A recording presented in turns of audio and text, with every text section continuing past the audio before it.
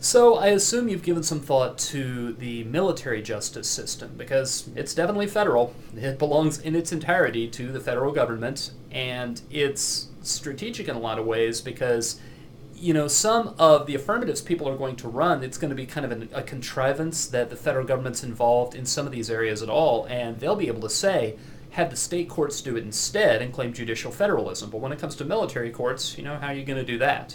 So I have three directions that I think you might think about if you're interested in pursuing the military courts. And even if you're not, you need to be aware that these approaches at least are out there and probably others as well. I mean, I know I'm getting to be kind of a broken record about this, but military justice would be a fine, big enough, debatable topic all on its own.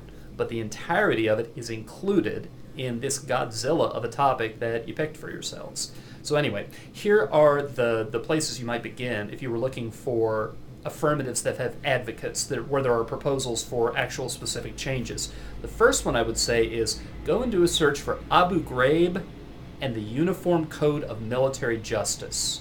When you do those searches, a lot of articles come up talking about how the court-martials of the people involved in the Abu Ghraib scandal, and you may have to look that up if you're not old enough to remember it, a lot of the court-martials were just incredibly poorly handled, and that the system needs to be fixed so that this sort of problem doesn't reoccur. One of the suggestions that I saw come up a couple of times was that responsibility, that some of the codes of conduct need to be rewritten so that in instances like this, there's a lot more responsibility at the command level. That you don't just prosecute the soldiers who came in direct contact with the prisoners who were abused. And now the things that you can claim from this, I mean, you can claim torture is bad, and in particular, U.S. involvement in torture is bad, both in and of itself, and because of what it does to our idealism and our leadership. You could be quoting John McCain in the 1AC, and some of the things he has to say, he's really, really eloquent on that subject. You could also claim morale and readiness, that, particularly with morale as the internal link, that if the United States Armed Forces, if people who are signing up for it no longer think that they're defending the values as they learned them originally, that could hollow out the effectiveness of our conventional forces, and then there are brushfire wars around the world that could get out of control. You could have a big enough case advantage that you could go in to take a politics debate, and even if you're not winning the link or the uniqueness or anything else, you could just outweigh it. And, as I was saying before, a lot of their strategies, they're going to deal with the civilian criminal justice system as it operates on the streets in the United States. A lot of those links simply won't apply, and the states is not a promising strategy. So really, I won't call it bulletproof, but I think you'd find in a fair number of debates, people just didn't have much to say against it. So a second variant, which is very much in the same area as the first, is you could do searches for civilian military contractors. The United States military is so overstretched with the multiple missions that it's involved in that the military hires a lot of people who are former military, and even though they are not actually in the service, they still do a lot of the security work in some of the combat zones. And it really is the case that there have been problems with misconduct, there have been problems with crimes committed, and we are not in a very good position to pursue that and to punish that. And you'll find that there's a fair amount written that the U.S. military courts, their jurisdiction should be extended, and there are kind of novel proposals as to how the military court could take charge of those.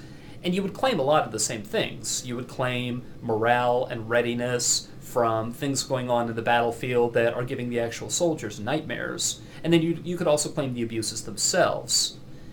And the third direction that I think I would send you off looking for, this one I think is opening up the biggest can of worms of all. This one has some strategic drawbacks, but you might find a creative way of doing it that could make for a really tight affirmative, and that would be what to do with the Guantanamo detainees.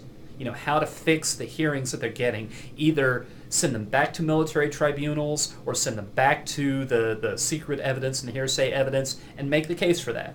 Say that terrorism's different, and people taken into custody on a battlefield, it's going to be different. And when your evidence consists of intelligence assets that you can't compromise, you need different procedures. And that the United States previously blinked at that because of the Supreme Court decision, and gave them a lot of procedural rights. Hamdan versus Rumsfeld, I think, is the decision, and gave them a lot of procedural rights that they really shouldn't have had in the first place. And this one's kind of interesting because there could be some crossover. Wait a minute. I'm trying to remember who has which LD topic and who has which policy topic. Maybe not. I might be conflating the STOA LD topic with the NCFCA policy topic. But at any rate, you might find that there's a proposal, when you do a little digging, for what to do with Guantanamo detainees that's topical, and that you could claim you could do a better job of either rehabilitating or incapacitating the ones who are actually actively involved in Al-Qaeda. And that could be a fairly big advantage as well. So, be aware of the military courts. The military courts are a branch of this topic that you got to be on top of. And if you are kind of savvy in how you pick your affirmative, that might be an area of the topic that you might want to camp out in, because there's a lot that I think I would consider mainstream on the topic that just won't apply to any of this debate at all. And I know I should come back with some sort of suggestion for what you can do on the negative that'll have broad spectrum effectiveness, but I'm still thinking, because every time I get to thinking about another area that fits perfectly and is quite topical within this topic, I think, how in the world is a negative ever going to keep up? But I'm still thinking. We'll see if I can come up with anything that would be useful to you.